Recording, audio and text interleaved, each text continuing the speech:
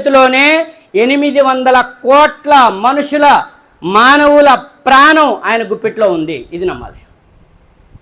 800 కోట్లే కాదు, ప్రతి జీవి ప్రాణం ఆయన చేతిలోనే ఉంది.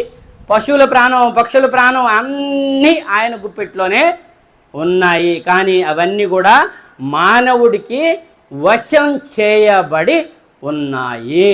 మానవుడు ఎవరి వశం కావాలి? ఇన్ని వశమయ్యి, ఇన్ని అనుభవించుకుంటూ, ఇన్ని అనుగ్రహాలు తీసుకుంటూ మానవుడు ఎవరి వశం కావాలి? మీకు తెలియదా అండి? మానవుడు ఎవరి వశం కావాలంటే డబ్బు వశం కావాలని చెప్పారు. గబక్కన చెప్పేవాళ్ళు ఉన్నారు. మానవుడు భార్య వశం కావాలి, మానవుడు పిల్లల వశం కావాలి. పిల్లలంటే ప్రాణం, పిల్లలంటే ప్రాణం. అమ్మో కన్నా, నానా, బుజ్జి, నువ్వు లేకపోతే నేను బతకలేను. చిన్నప్పుడు ముద్దులు, మురిపాల ముద్దులు పెడతారు, పెద్దయ్యాక వాళ్ళు వాతలు పెడతారు. అదవుతున్న మాటలతోని గుండెల్ని మొక్కలు చేస్తారు. సమస్య ఎక్కడుంది? నువ్వు విశ్వాసమైతే నీ పిల్లగాళ్ళు విశ్వాసులుగా తీర్చిదిద్దుకునే బాధ్యత తల్లిదండ్రుల మీద ఉంది. మావాడు వస్తలే నమాజ్కి, నేను కల్లూరు పోవాలి, చాలా పెద్ద బిజీగా ఉంది నైనా, ఇప్పుడు మంచి సీరియల్ వస్తుంది, సీరియల్ అయిపోయాక అప్పుడు ఆలోచిస్తలే, కానీ మమ్మాయి వస్తుందిలే నమాజ్కి, వెళ్ళండి తీసుకెళ్ళండి, మావాడు వస్తాడు. ఏండి, దూడ ఆవు గట్టును వేస్తే దూడ ఏడ మేస్తుంది చెప్పండి? ఆవు గట్టును వేసింది, దూడ ఏడ మేస్తుంది? చెలో మేస్తుంది. అది ఇంకొద్దిగా దూడ ముందుకే పోద్ది. మీరే నమాజ్కి రాకపోతే మీ పిల్లగాలు నమాజ్కి వస్తారా? మీరు బూతులు మాట్లాడితే మీ పిల్లలు ఇంకా 4 అదనం మాట్లాడతారు. ఎందుకంటే తల్లిదండ్రులే మొదటిబడి. అంటే జీవితం ఇలాగా అయిపోయేలోపు, ఆయుష్ అయిపోయేలోపు ఏమంటున్నాడంటే, ఇక విశ్వాసికి తేడా అదే. అవిశ్వాసి ఎవరయ్యా అంటే, మా తాత ఈ భక్తి చేశాడు, ఇలాగ పరిచయం చేశాడు, మేము దీన్నే దేవుడు అంటాం. మా తాతల కాడి నుంచి వస్తున్నటువంటి ఈ మాట నేను కాదని చెప్పేది, గ్రంథాలన్నింటిలో చెప్పడం జరిగింది. నూహ్ అలైహిస్సలాం ఎలుగెత్తి 900 సంవత్సరాలు దేవుడు అక్కడే ప్రచారం చేస్తుంటే వాళ్ళు అన్నారు, మా తాత ముత్తాతల కాడి నుంచి వచ్చిన ధర్మాన్ని మేము వదిలిపెట్టమన్నారు. ఆయన 900 సంవత్సరాలు హితబోధ చేశాడు. అర్థమవుతుందా? తర్వాత ఇబ్రాహీం అలైహిస్సలాం ఆయన హితబోధ చేశాడు. తన తండ్రి గారైనటువంటి హాజర్ గారికి చెప్పాడు, నాన్నగారు మీరు పూర్తిగా మార్గం తప్పిపోయి ఉన్నారు, మీ చేతులతో తయారు చేసిన వాటిని మీరు దైవ స్థానంలో నిలబెడుతున్నారు. ఆయన ఎలాంటి వాడంటే ఈ భూమి ఆకాశాలని అరిచేతులు పెట్టుకునే అంత అస్తిత్వం ఆయనది. ఈ కాలచక్రాన్ని నడిపిస్తున్నాడు. ఆయన యొక్క దోత ఎంత ఉంది అంటే, ఆయన దోత ఈ భూమి మీద ఎవరికి ఆయుష్ అయిపోయినా కానీ ఒక స్త్రీ చాట్లో బియ్యం పోసుకొని ఒక మెరుగల వస్తే తీసి పక్కన పెట్టినట్టు ఆ మలికిల మధ్య ఆ దైవదోత ఏదైతే ఉందో అలాగా ఆయుష్ అయిపోయినటువంటి వ్యక్తి యొక్క ప్రాణం అలా తీస్తుంది. ఆ దూత ముందు ఈ భూమి పల్లెంలాగుంది. ఇక సందేశం తీసుకొచ్చే దైవదూత ఎంత ఉందయా అంటే, ముహమ్మద్ సల్లల్లాహు గారితో సహా ప్రవక్తలందరూ సాక్ష్యం చెప్పారు, భూమి నుంచి ఆకాశం అంతెత్తు ఒక్కొక్క వైపు 500 రెక్కలు పరుచుకొని తన నిజ స్వరూపాన్ని, దైవదూత యొక్క నిజ రూపాన్ని నేను చూశాను అని చెప్పి జీవితంలో అబద్ధం ఆడినటువంటి వ్యక్తి ముహమ్మద్ సల్లల్లాహు అలైహి వసల్లం అని చెప్పారు. అర్థమవుతుందా? ఇవన్నీ సూచనలు. గ్రంథాలలో దేవుడు ఒక్కడే అని ఉంది, వారు గ్రంథాలు వదిలేశారు. తాత ముత్తాతల ధర్మం అంటున్నారు. తాత ముత్తాతలకి సందేశం వచ్చింది. ఉదాహరణకి చెప్తున్నాను, ఖురాన్లో వచ్చిన మాట, మీ తాత ముత్తాతల దగ్గరికి సందేశం వచ్చింది లేదా రాలేదు. ఇక్కడ ఒంటరిగా పుట్టించాను, రేపు ఒంటరిగా మరణం వస్తుంది, రేపు ఒంటరిగా దైవం దగ్గర సమాధానం చెప్పాలి. అర్థమవుతుందా? మీ తాతకు సరిపోని ఆయుష్ ఆ దైవం ఇచ్చాడు, మీ తాతకు సరిపోని జ్ఞానం ఆ దైవం ఇచ్చాడు, మీ తాతకు సరిపోని అన్ని సౌకర్యాలు భూమి మీద ఆ దైవం ఇచ్చాడు. ఆ సౌకర్యాలకి, ఆ జ్ఞానానికి, ఆ ఆయుష్కి ఆయన కృతజ్ఞుడై ఉన్నాడా, వ్యతిరేకై ఉన్నాడా, ఆయన సమాధానం చెప్పుకోవాలి. అర్థమవుతుందా? మనకిచ్చిన ఆయుష్కి, మనకిచ్చిన జ్ఞానానికి, మనకిచ్చిన బలానికి, మనకిచ్చిన యవ్వనానికి, మనకిచ్చినటువంటి అనుగ్రహాలకి మనం దేవునితోనే కృతజ్ఞులమై ఉండాలి, దాసులమై ఉండాలి, థ్యాంక్స్ చెప్తూ ఉండాలి. ఎందుకంటే మానవుడు బలహీనుడు, దైవం బలవంతుడు. అర్థమవుతుందా? ఈ గుండె ఎప్పుడు ఆగిపోతుందో తెలియదు. ఇలా నైట్ పడుకుంటున్నాం, అందరూ అనుకుంటాం నేను చానాలు బతుకుతా అనుకుంటాం, కానీ రేపటికి హార్ట్ అటాక్తో పోయిన వాళ్ళ సంఖ్య ప్రపంచం మొత్తం మీద తీస్తే 100ల్లో ఉంటుందో 1000ల్లో ఉంటుందో తెలియదు. వాళ్ళల్లో మనం ఉండకుండా ఉంటే మన గర్వం పెరుగుతుంది. అదేనా, నీ చానాలు బతుకుతా అనేటటువంటి ఆలోచన పెరుగుతుంది. కాదు, దైవంతో మన బంధం బలపడాలంటే ఆయన ఇచ్చినటువంటి జ్ఞానం, ఆయన ఇచ్చిన బంధాలు, అనుబంధాలు అన్నీ కూడా యవ్వనం, బుద్ధి, అన్ని ధనం, భార్య యొక్క సంసార బంధం, పిల్లల యొక్క ప్రేమ, ఇవన్నీ ఇచ్చిన వాడివి నువ్వే. ఇవన్నీ ఇచ్చినందుకు నేను కృతజ్ఞుడై ఉన్నాను, మంచి మనిషిగా నువ్వు చూస్తున్నావు అనేటటువంటి భయంతో మంచి మనిషిగా నేను మారాను, నన్ను నేను సంస్కరించుకున్నాను, నా కుటుంబాన్ని సంస్కరించుకున్నాను అనేటటువంటి ఆలోచన గలవాళ్ళు దైవం ఎప్పుడు పిలిస్తే అప్పుడు, అల్లా ఎప్పుడు పిలిస్తే అప్పుడు నేను సిద్ధంగా ఉన్నాను అని చెప్పగలగాలి. అంటే ఏంటి అర్థమైందా నేను చెప్పిన మాట? మరణాన్ని తలుసుకోవాలి, రావాలని కోరుకోకూడదు, తలుసుకోవాలి. ఎప్పుడు ఆయన తీసుకుపోతే అప్పుడు నేను రెడీగా ఉన్నానని చెప్పే దమ్ము, ధైర్యం ఉండాలి. అది విశ్వాసం అంటే. అవి లేవనుకో, చావుకి భయపడుతున్నావు అనుకో, నీలో విశ్వాసం అనేది చాలా బలహీనంగా ఉంది. నువ్వు నమాజ్ చేసినా సరే, విశ్వాసం బలపడాలంటే, విశ్వాసం పెరగాలంటే మరణాన్ని తలుసుకోండి. మరణాన్ని కోరుకోవటం కాదు. నా మాట క్లియర్గా అర్థమవుతుందా? మరణాన్ని కోరుకోవటం కాదు. ఎందుకంటే ఇక్కడ ఒక చిన్న ఉదాహరణ చెప్తాను. దైవం, నేను భగవద్గీత కూడా డైలీ 4 సార్లు చదివానండి. టోటల్ భగవద్గీత 18 యోగాలు, 18 అధ్యాయాలు 4 సార్లు. గొప్ప కోసం చెప్పట్లేదు, ఇది ఒక అద్భుతంగా ఉంటుంది. నేను 18 సార్లు ఖురాన్ తెలుగులో చదివాను. నాకు భగవద్గీత చదువుతుంటే ఆ సారాంశం చదువుతున్నట్టే, ఖురాన్ సారాంశం చదువుతున్నట్టే అనిపించింది తప్ప ఇందులో వేరుంది అని నాకు ఎక్కడ అనిపించలేదు. ఒక 40-50 చోట్ల దైవాన్ని ఒకే ఒక్కడిగా తెలుసుకోవటమే నిజమైన దాసుడి లక్షణం. యోగివి కమ్ము అంటాడు దాంట్లో, ఇక్కడేమో మోమిన్ కమ్ము అంటాడు. ఫస్ట్ ముస్లిం కమ్మంటాడు, తర్వాత మోమిన్ కమ్మంటాడు. మోమిన్ అంటే ఏంటి? ముస్లిం అంటే 5 విధులు ఉన్నాయి, మోమిన్ అంటే 6 విధులు ఉన్నాయి. 6 విధులు తెలుసుకొని 6 విధుల్ని పాటించటమే మోమిన్. ఇక్కడ యోగి కమ్మంటాడు. యోగి అంటే ఏంటి?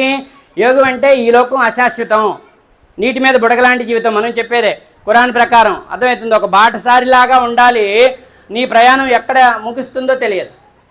అయితే మానవ జీవితం, ఇంకొక ఎగ్జాంపుల్ చెప్తాను. ఇప్పుడు మేము హైవే మీద వచ్చాము, మీరు కూడా హైదరాబాద్ పోయినప్పుడు హైవే చూస్తూ ఉంటారు.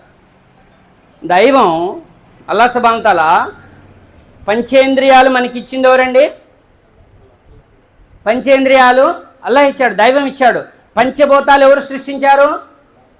పంచభూతాల శక్తిని అణచి మానవుడికి ఎంత ఉపయోగపడాలో అంతే ఉపయోగపడేలా వాటిని కంట్రోల్ చేస్తున్న మహాశక్తిమంతుడు మాత్రమే ఆ దైవం. ఆయన అరబీలో చెప్తే అలా అంటారు, పంచభూతాలని అణిచే శక్తి మానవుడికి లేదు. భూమి కదిలితే, భూకంపం వస్తే ఆపలేడు. వర్షం మేఘం బరస్ట్ అయి అది తుఫానుగా మారి పెను తుఫానుగా మారితే కంట్రోల్ చేసే శక్తి మానవుడికి లేదు. అర్థమవుతుందా? సూర్యుడి యొక్క వేడి బగబగమంటూ మండి ఇదంతా కూడా ఈ డిగ్రీల సెల్సియస్ మించి దాటితే దాన్ని కంట్రోల్ చేసే శక్తి మానవుడికి లేదు. ఆకాశం నుంచి ఒక తునక ఊడి భూమి మీద పడబోతుంటే ఆపే శక్తి మానవుడికి లేదు. పంచభూతాల కంట్రోలింగ్ అత్యద్భుతంగా సైన్స్ పరంగా మానవుడు ఆలోచించితే అర్థమయ్యేటటువంటి విషయం ఏంటంటే, ఒక మహాశక్తిమంతుడు ఇంత శక్తిగల పంచభూతాలని కంట్రోల్ చేసి ఓన్లీ నా కోసం దీన్ని నడిపిస్తున్నాడు, మానవుల కోసం దీన్ని నడిపిస్తున్నాడు. ఈ ఆజన్మాంతం ఆయనకి దాసుడిగా ఉన్న మనం ఆయన రుణం తీర్చుకోలేము అనేది విశ్వాస మాధుర్యం. ఇక ఎవడు లేడు, ఈడేదో చెప్తున్నాడు, దేవుడు లేడు, గివుడు లేడు, ఇదంతా సైన్స్, ఇదంతా ట్రాష్ అని చెప్పి నువ్వు దైవాన్ని వదిలేసి నీ ఆత్మని నీ ఇష్టం వచ్చినట్టు చెడుల వైపు మళ్లించుకొని నీకు నేనే మొనగాన్ని, నా మీద ఎవడి పెత్తనం లేదు, నా మీద ఎవడి అధికారం లేదు, నా నోరు నా ఇష్టం, నా భార్య నా ఇష్టం, నా పిల్లలు నా ఇష్టం, నా సొమ్ము నా ఇష్టం, నా ఇంక అన్నీ కూడా నా బ్రెయిన్ నా ఇష్టం అని అన్నామంటే ఆ బ్రెయిను నీది కాదు, ఆ నోరు నీది కాదు, ఆ యొక్క కళ్ళు నీవి కావు. జాగ్రత్తగా గమనించండి. ఆయన మానవుడికి కళ్ళు ఇచ్చి పరీక్షిస్తున్నాడు, ఆయన మానవుడికి నోరిచ్చి పరీక్షిస్తున్నాడు, ఆయన మానవుడికి బ్రెయిన్ ఇచ్చి పరీక్షిస్తున్నాడు, ఆయన మానవుడికి హృదయం ఇచ్చి పరీక్షిస్తున్నాడు. ఈ హృదయాల మీద కూడా ఆయనకి మాత్రమే పట్టుంది. అర్థమవుతుందా? ఈ సృష్టి మీద పంచభూతాల మీద ఎలాగైతే పట్టుందో జంట సిద్ధాంతాల్లో మానవుల యొక్క శరీరం మీద కూడా ఆయనకే పట్టుంది. అదేంది, నా శరీరం మీద ఆయనకి ఎడపట్టుంది లేదే అని మీరు అనుకుంటే, ఇలాగ దైవాన్ని మర్చిపోయి ఇష్టానుసారంగా బలం ఉందని, ధనం ఉందని, భార్య ఉందని, పిల్లలు ఉన్నారని, ఒక ఇల్లు ఉందని, ఒక బండి ఉందని, బండి మీద రయ్యన పోతున్నాడు ఇంట్లో నుంచి బయలుదేరి.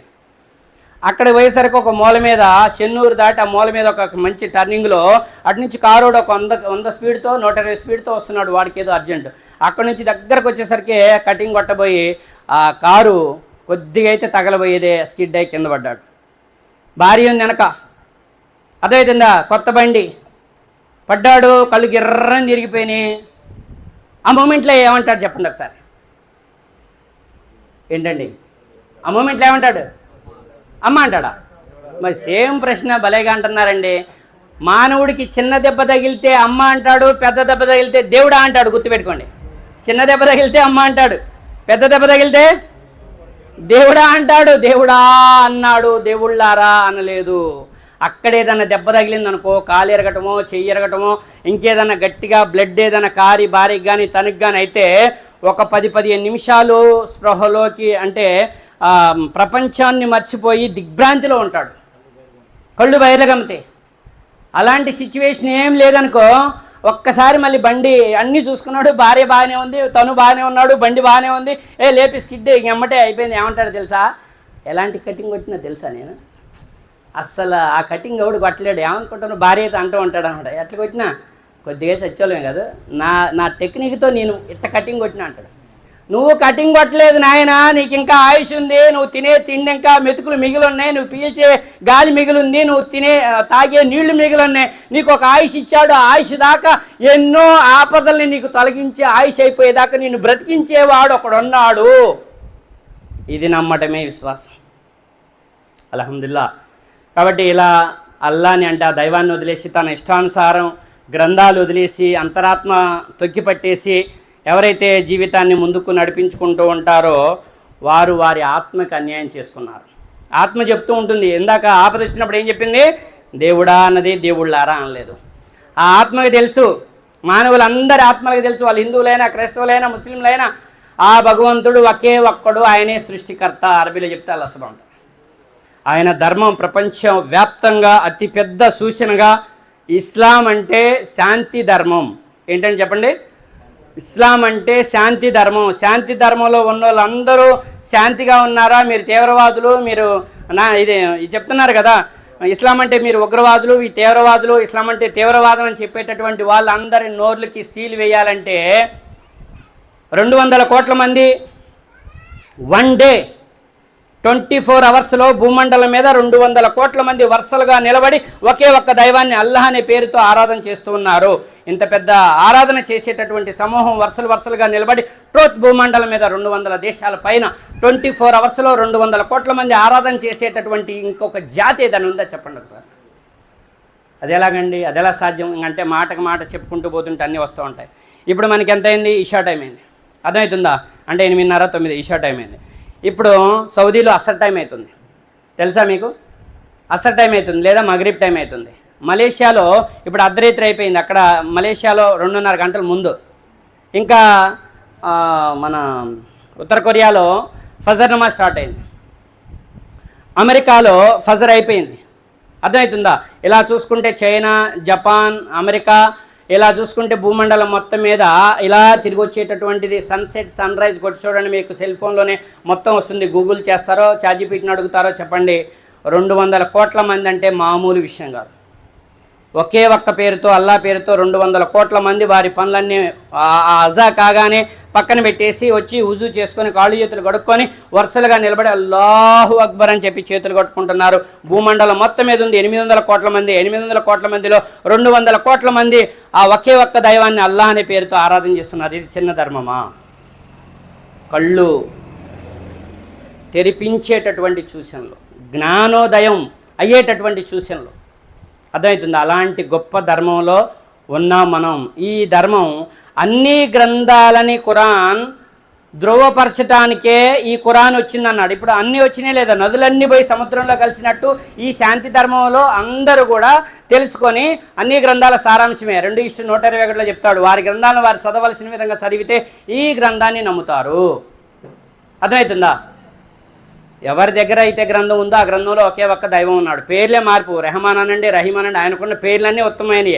ఆ పేర్లన్నీ కూడా చూడండి, మూడే మూడు లక్షణాలు ఉండాలి. ఆయన ఒకే ఒక్కడనే విషయం అర్థమైంది కదా. మానవులందరికీ ఇందాకే చెప్పాను నేను, భౌతికంగా చూస్తే కళ్ళు ఇచ్చినవాడు ఆయన, నోరిచ్చినవాడు ఆయన, చెవులు ఇచ్చినవాడు ఆయన, హిందువులకైనా ముస్లింలకైనా క్రైస్తవులకైనా గ్రంథాలు కూడా ఆయనే ఇచ్చాడు. వారు ఎందుకు దారి తప్పారంటే గ్రంథాలు కొంతమంది వీపుల వెనక పడవేశారు. ఇది ఖురాన్లో చెప్పడం జరిగింది. ఊహల్ని భ్రమల్ని అనుసరించుకుంటూ వెళ్ళిపోతున్నారు. తాత ముత్తాతల ధర్మం అంటూ వాళ్ళ దగ్గరికి సందేశం వస్తే వాళ్ళు పక్కన పెట్టారో, లేదా వాళ్ళ దగ్గరికి సందేశం రాలేదు కానీ నీ దగ్గరికి సందేశం వచ్చింది. అక్కడ మళ్ళీ రాని వాళ్ళకి ఇంకో పరీక్ష పెడతాడు దైవం. సందేశం రాని వాళ్ళకి అక్కడ ఇంకో పరీక్ష ఉంది. మీకు ఖురాన్ హదీసులను పరిశీలించితే అర్థమవుతుంది. వారి పరీక్ష వారి ఇష్టం. మీ పరీక్షలో మీరు పాస్ అయ్యారా, ఈ మానవ జీవితంలో పాస్ అయ్యారా కాలేదా అనేది మీరు ఆలోచించుకోవాల్సిన మీతో దైవంతో ఉన్నటువంటి బాధ్యత, బంధం. అర్థమైందా? కాబట్టి ఇక్కడ వారి గ్రంథాలను వీపుల వెనక పడవేశారు. ఇంకొంతమంది ఏం చేశారు, ఇంకో ధర్మం వాళ్ళు ఉన్నారు. కొద్దిమంది మాత్రమే నిజ ధర్మంలో ఉన్నారని ఖురాన్లో చెప్తున్నాడు దైవం. కొంతమంది వారి గ్రంథం ఇస్తే నాలుకలు మెలితిప్పుతూ ఒక పెద్ద భాగాన్ని విస్మరించారు. వారి దేవుణ్ణే మార్చుకున్నారు. అర్థమవుతుందా? మీరు అలా చెప్తారు దేవుణ్ణి మార్చుకున్నారని అని మీరు అడగొచ్చు. ప్రశ్నే అండి, తప్పులేదు. మీ హృదయమే సాక్ష్యం చెప్తుంది, ఈ గ్రంథం సాక్ష్యం చెప్తుంది, వారి దగ్గర ఉన్న గ్రంథం కూడా సాక్ష్యం చెప్తుంది. ఇది గీటురాయి అంటం జరిగింది. గీటురాయి అని ఇందాక మన సోదరుడు పాట కూడా పాడారు. గీటురాయి అంటే ఏంటంటే, క్షమించాలిగా అన్ని ఎగ్జాంపుల్స్ వస్తున్నాయి, నేను ఈ ఒక్క ఎగ్జాంపుల్ చెప్పి ముగిస్తాను. ఒకళ్ళు బజార్ని పోతున్నారు. అక్కయ్యల మీద చెప్దాం, అక్కయ్యో చెల్లెల్లో వాళ్ళు ఉన్నారు. వాళ్ళు ఏదో పని మీద బజార్లో నడుచుకుంటూ పోతున్నారు. వాళ్ళ వదినమ్మ అని పిలుచుకుంటూ వెళ్తున్నారు. అక్కడ ఏదో ఒక వస్తువు దొరికింది. అది బంగారం అనుకొని గబక్కని ఎవరైనా చూస్తున్నారా, అటు ఇటు చూసి గబక్కని తీసుకొని దాపెట్టుకున్నారు. దాపెట్టుకున్న వాళ్ళు ఆగుతారా? కల్లూరు పోవాలి, కల్లూరు పోవాలి, ఎప్పుడు పోవాలి, ఎప్పుడు పోవాలి, ఎప్పుడు పోవాలి అంటున్నారు. ఆడికి బంగారు షాప్ కాడికి, బంగారు షాప్ దొరికిందని చెప్పరు. మా మా మా అత్తగారి నుంచి వచ్చింది, ఇది వేసుకొని మాకు ఇంకోటి అని అంటారు. ఆయన ఏం చేస్తారు, గీటు పెడతారు. అర్థమవుతుందా? దాన్నే గీటరాయి అంటారు. అది బంగారమా, ఎత్తడా, ఏంటిది అనేది అర్థమవుతుందా? గీటు పెట్టినప్పుడు ఆ గీటు అర్థమవుతుంది. గీటరాయి అన్నది అందుకే దాన్ని. ఖురాన్ కూడా గీటరాయి. నువ్వు ఏ గ్రంథం అయినా తీసుకురా, ఈ గ్రంథంతో పోలిక ఉంది. ఇది ఒక్కటే నమ్ముతా అంటే ముస్లిం కాదు. అన్ని గ్రంథాలు నమ్మాలి. ఆమంతు బిల్లాహి వ మలాయికతిహి వ కుతుబిహి వ రసూలిహి. విధిరాతను నమ్మాలి, స్వర్గ నరకాలు ఉన్నాయని నమ్మాలి, గ్రంథాలన్నీ నమ్మాలి, దైవదూతలు నమ్మాలి. వారి దగ్గర ఉన్న గ్రంథాన్ని కూడా నువ్వు ఈ గ్రంథంతో ఈక్వల్గా నమ్మమని అల్లా ఆజ్ఞ వేశాడు. ఎందుకో తెలుసా? వారి గ్రంథాన్ని వారు ఎంతో ఆనందపడుతున్నారు. ప్రతి వర్గము తన వద్ద ఉన్న దానితో ఆనంద పరవశమైనది. అది తప్పు, ఇది రైట్ అని అంటే వాళ్ళేమంటారు, నీది తప్పు నాది రైట్ అంటారు. ఆ మాట అనిపించిన పాపం మీదే అవుతుంది. కాబట్టి అక్కడ ఆ బంగారం గీటరాయి పెట్టగానే ఇది బంగారం కాదని తేలంగానే ఆ ముఖం తెల్లబోద్ది. ఆడ దొరికిందిలే, ఒత్తగానే గీటు పెట్టించిన వద్ద తీసుకొచ్చిన బంగారమా కాదా అని మరి నువ్వు చెప్పకపోతే ఊరు చెబుతారు, చెప్పరాదు అని అంటారు. అర్థమవుతుందా? అట్లే ఎవరిని పడితే వాళ్ళని దేవుడు అనుకుంటున్నారు. ఇప్పుడు మీ హృదయంతో గీటు పెడదాం, మీ గ్రంథంతో గీటు పెడదాం, ఈ యొక్క ప్రసంగం ముగిద్దాం. దేవుడైతే ఒక్కడే అనే విషయం అర్థమైంది. భౌతికంగా అర్థమైంది, రక్త సంబంధంగా అర్థమైంది, ప్రకృతి సంబంధంగా అర్థమైంది. అందరికీ పగలు ఒకటే, అందరికీ రాత్రి ఒకటే, అందరికీ వర్షాకాలం ఒకటే, అందరికీ శీతాకాలం ఒకటే, అందరికీ ఎండాకాలం ఒకటే, అందరూ పుట్టేది తల్లి గర్భం నుంచి, అందరూ పోయేది మట్టిలోకే. ఇవన్నీ భౌతికంగా ఒకే ఒక్క దైవం ఉన్నాడు అంటానికి లెక్కలేనని సూచనలు ఉన్నాయి అంటున్నాడు. మనం కొన్ని చెప్పుకున్నాం ఇంకా ఈ అరగంట సమయంలో. ఇప్పుడు ఆ గ్రంథాలని మీ హృదయాలని తీసుకొచ్చి గీటరాయి మీద పెడదాం. ఆయనకి 3 లక్షణాలు ఉన్నాయి. ఆ ఒకే ఒక్కడికి 3 లక్షణాలు. ఎన్ని ఉన్నాయండి? ఇప్పుడు పలానా కాసిం గారు అంటే కొన్ని గుర్తులు చెప్తారు. అర్థమవుతుందా? వాళ్ళ ఇల్లు ఆడంటే కొన్ని గుర్తులు చెప్తారు. అలాగే సూర్యుడు అంటే కొన్ని గుర్తులు చెప్తారు. అలాగే పశువు అంటే కొన్ని గుర్తులు చెప్తారు. అలాగే ఇంకా పక్షులు అంటే కొన్ని గుర్తులు చెప్తారు. చెప్తారా చెప్పరా? అలాగే దైవం అంటే 3 గుర్తులు ఉన్నాయి, 3 లక్షణాలు ఉన్నాయి. ఆ 3 లక్షణాలు మీరు గట్టిగా పట్టుకుంటే దైవం మిమ్మల్ని గట్టిగా పట్టుకుంటాడు. స్వర్గాన్ని చేర్చేదాకా మిమ్మల్ని వదలడు. ఆ 3 గుర్తులు వదిలేశారనుకో మళ్ళీ మీరు అంధభక్తుల్లో చేరినట్టే. ఆ 3 గుర్తులను వదిలేస్తే మీరు అంధభక్తులే. ఆ 3 గుర్తులను గట్టిగా పట్టుకుంటే యథార్థ భక్తులు. దేంట్లో ఉంటారో మీరే తెలుసుకోండి. ఆ 3 గుర్తులు ఏంటంటే, పుట్టించేవాడి దేవుడా, పుట్టినోడి దేవుడా. మీ హృదయాన్ని ఈ గ్రంథం మీద ఇప్పుడు గీటు పెడుతున్నాను. అర్థమవుతుందా? బంగారమో కాదని తెలిసినట్టుగా అందరూ ఆన్సర్ చేయాలి. అయిపోయింది. ఇక ఎంతసేపు మాట్లాడితే కాసిం గారు అనుకుంటున్నారా? లేదు, ఎక్కువ సమయం కాలేదు, అరగంట అటు ఇటుగా అయింది. అంతేనా? చెప్పండి. పుట్టించేవాడు దేవుడా, పుట్టినోడు దేవుడా? సోదరిమల్లు వింటున్నారా? ఆవాజ్ సే బోల్నా, ఎక్ బార్ పూచ్ రా మే. పుట్టించేవాడు దేవుడా, పుట్టినోడు దేవుడా?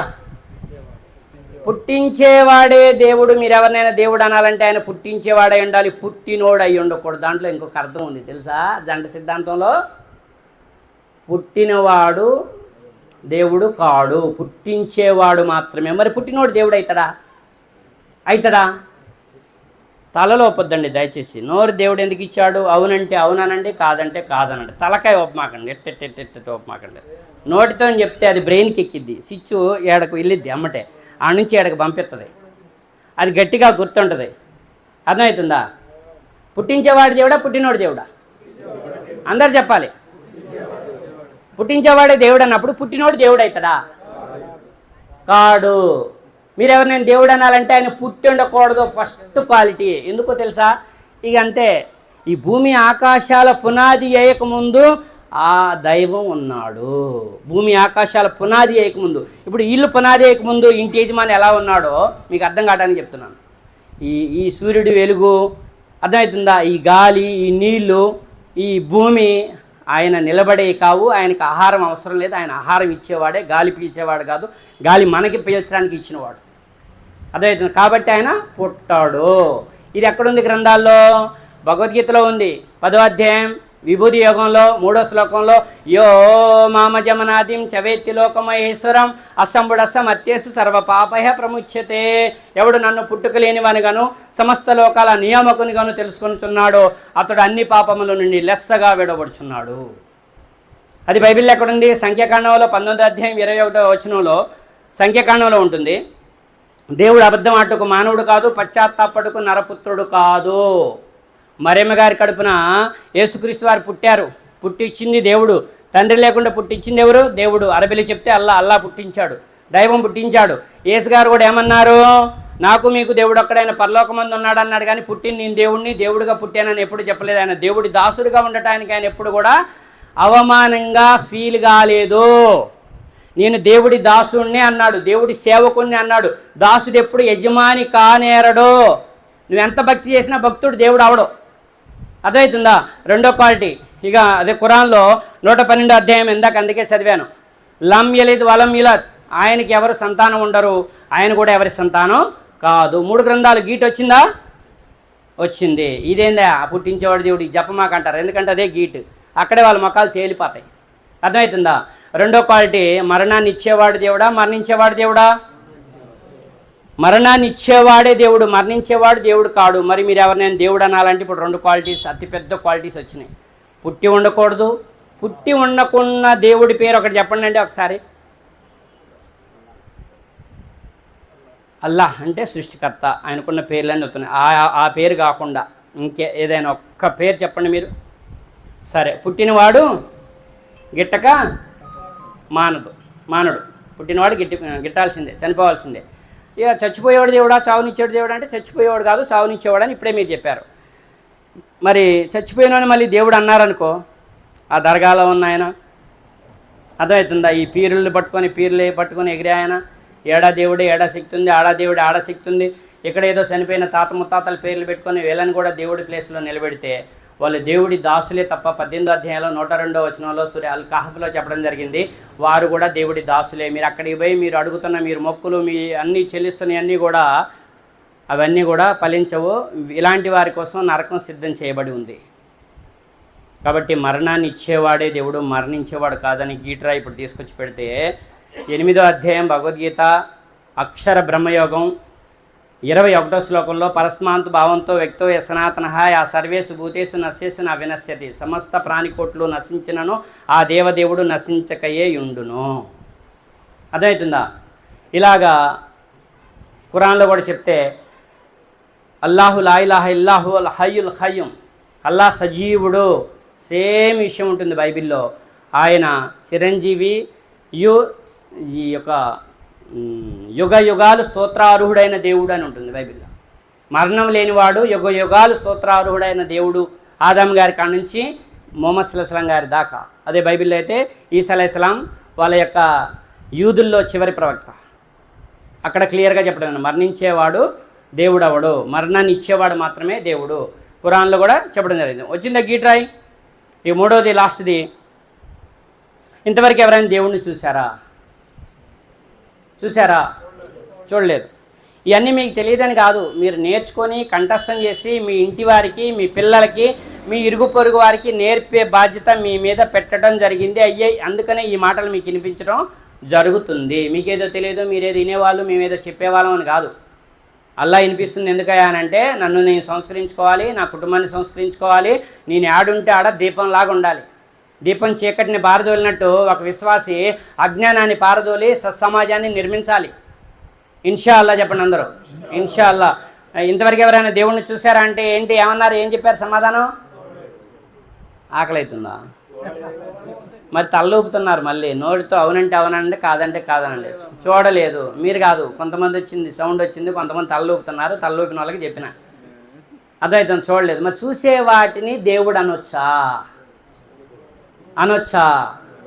అర్థమవుతుందా? జంట సిద్ధాంతంలో కీ పాయింట్ పట్టారంటే అసత్యం యొక్క మాడు, సత్యం వచ్చింది, అసత్యం యొక్క మాడు పగలగొట్టింది, అసత్యం యొక్క తలని పగలగొట్టింది సత్యం అనే విషయం. ఈ 3 మాటల ముందు ఎవ్వరు, ఎంత పెద్ద పండితుడు కూడా నిలబడలేడు. నేను పండితుడిని, నేను ఆ పూజారిని, నేను ఈ పూజారిని, నేను ఆ ముజావారిని, ఈ ముజావారిని, ఏ ముజావాలేడు, ఏ పూజాలేడు, ఏ పాస్టర్లు, ఈ 3 మాటల మీద, ఈ కీ పాయింట్స్ మీద తాళం చేతి కూడా 3 పళ్ళు ఉంటాయి. ఇట్లా అనగానే తాళం ఓపెన్ అవుతుంది. ఇట్లా అనగానే ఈ అల్లా యొక్క లక్షణాలు, ఈ 3 లక్షణాలు కులువల్లా సూర అందుకే వచ్చింది, అంతా ఓపెన్ అయిపోతుంది. ఇది ఒప్పుకోవడానికి వాళ్ళకి అహంకారం అడ్డం వస్తుంది, ఇది ఒప్పుకోవడానికి వాళ్ళకి గర్వం అడ్డం వస్తుంది. అర్థమవుతుందా? అశ్రద్ధ అడ్డం వస్తుంది. వాళ్ళ అనే స్వేచ్ఛ తగ్గిపోయి అల్లా యొక్క దాసులుగా ఉండి అనుకువగా ఉండాలనేటటువంటి భయం వాళ్ళని ఒప్పుకోనియకుండా చేస్తుంది. కాబట్టి ఇక్కడ 7వ అధ్యాయం జ్ఞాన విజ్ఞాన యోగం భగవద్గీత 24వ శ్లోకంలో అవ్యక్తం వ్యక్తిమాపన్నం మాన్యంతే మామ బుద్ధయ పరంభావమ జ్ఞానంతో మమ వ్యయ మనోత్తమ అన్నాడు. కంటికి కానరాని నన్ను, అది నిజంగా షిర్కు చేసే వాళ్ళని భగవద్గీతలో దేవుడు తిట్టినట్టుగా ఇంకా ఖురాన్లో దేవుడు తిట్టలే. అర్థమవుతుంది? ఆ షిర్కు చేసే వాళ్ళని నేను కావాలంటే శ్లోకాలు నేను మీకు రెఫరెన్స్లు ఇస్తాను.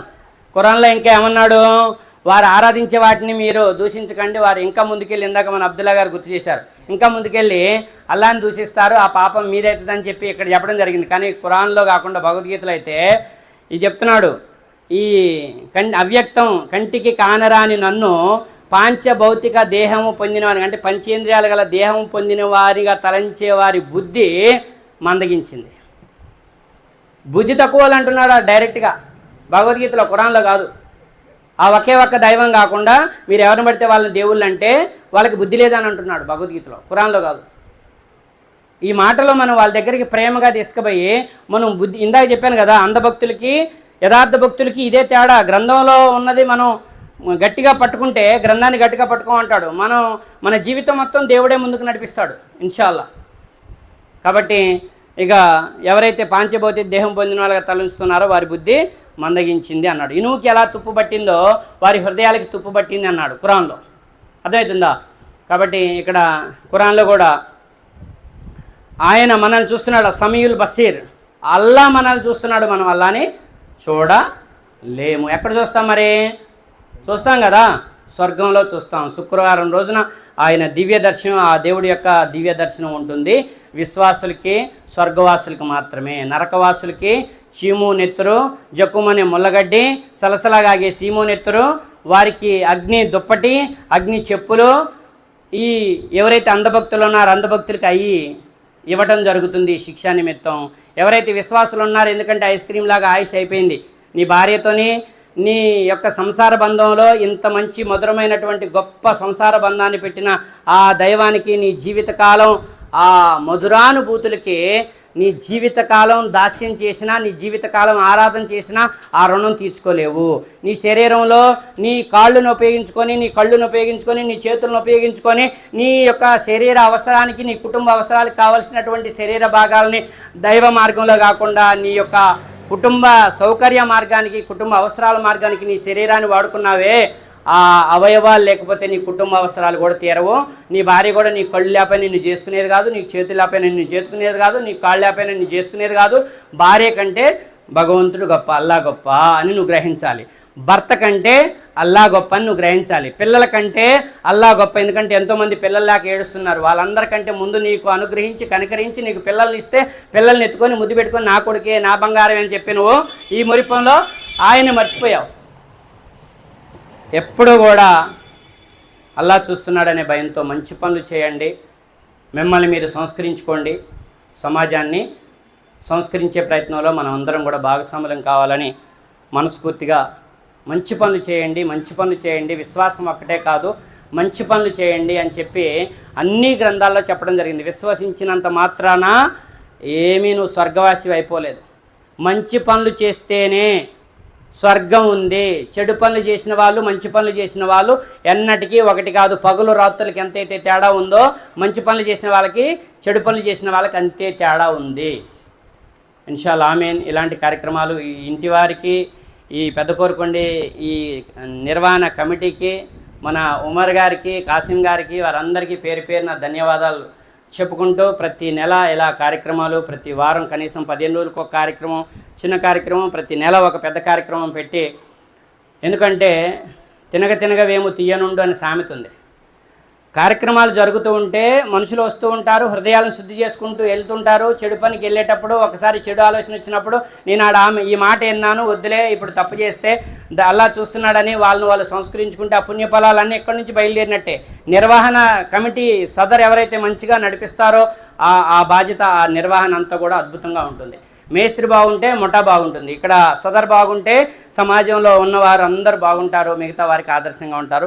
అలా ఉండే అనుగ్రహాన్ని ఈ కార్యక్రమం పెట్టినందుకు వారికి ఆయుర ఆరోగ్యాలని, సిరి సంపదలను అనుగ్రహించమని, వారికి మంచి బరకత్ని ప్రసాదించమని, ఈ యొక్క ఊరిని ఈ మండలంలోనే కాదు ఈ జిల్లాలోనే ఆదర్శ ఆధ్యాత్మిక గ్రామంగా ఉంచమని అల్లాహ్తో దువా చేస్తున్నాను. వఖిద్ అల్హమ్దులిల్లాహి రబ్బిల్ ఆలమీన్. అస్సలాము అలైకుం వరహ్మతుల్లాహి వబరకాతుహు.